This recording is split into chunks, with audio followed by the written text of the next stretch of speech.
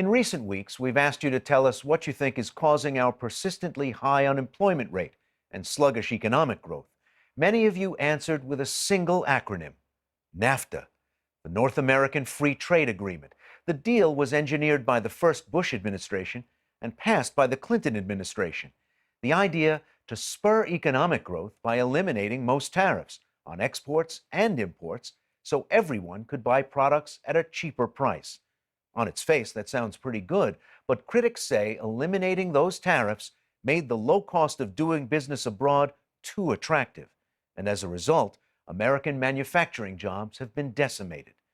Later in the broadcast, I'll be interviewing Mickey Cantor, the former U.S. trade representative who helped broker the deal with Mexico and Canada. But first, Need to Know correspondent Rick Carr has this report on how NAFTA has changed one Midwestern city. Today, Evansville looks like the quintessential American small city, with modern corporate headquarters buildings on the downtown skyline. But in the past, it was a factory town, and one industry loomed larger than the rest. The city was the refrigerator capital of the world.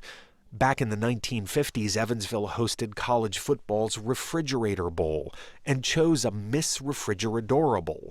The Whirlpool plant on the city's north side provided jobs that helped a few generations of residents of the Evansville area, an estimated 50,000 of them, buy homes and raise families. My dad, 3 uncles, 4 brothers, all worked here at the Whirlpool at one time. Darrell Collins joined them in 1970 when Whirlpool was the region's largest employer. I hired into Whirlpool, shortly after high school, and I figured I'd retire there. In 2009, Darrell Collins was close to retirement. He was 58, working as president of the union local that represented Whirlpool's Evansville employees. He'd recently been through contract negotiations. The union had given in to management demands and made concessions in an effort to keep the plant open. His understanding was that the company would do that. They were telling us they were going to hire 600 people, make Whirlpool better, more job security. People went out and bought houses and cars, thinking that was going to happen. He was in his office at the union hall when he got a call from management. Told me to come to the plant, said the plant's closing. And I looked at the person down there doing the bad news, and I said, what can the union do to make this not happen? Can we sit down and talk? He said, no, it's done. You can't work for pennies on a dollar. After nearly 80 years, refrigerators would no longer be built in Evansville. Whirlpool shuttered the factory and transferred production to Mexico. Today, the plant is available for new development, and the old Union Hall is abandoned and up for sale. 1,100 factory workers lost their jobs when the plant closed, and some of them blame NAFTA. If it hadn't been for NAFTA, I believe that our plant would still be there.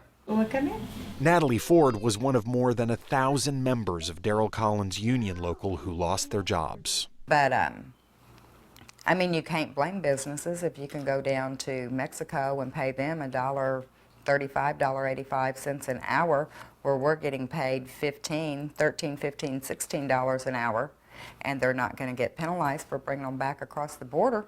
It's good business, but it's bad for our economy. The Liberal Economic Policy Institute estimates that trade with Mexico eliminated a net 24,000 jobs in Indiana, which gives the state the second worst record in the country.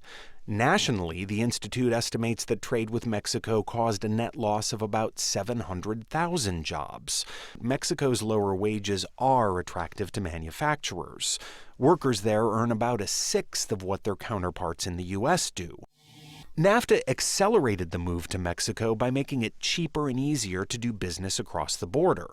Before it went into effect, for example, companies had to pay a 12% tariff on average on parts they shipped into Mexico, and then pay another 2% on average on finished products they shipped back. That resulted in higher costs for them. North of town, a new road is making its way through Indiana farmland. In a couple of years, import and export goods are going to be zooming through these cornfields. This is going to be Interstate 69, the NAFTA superhighway, and it's going to connect Evansville to the Canadian border in the north and the Mexican border in the south.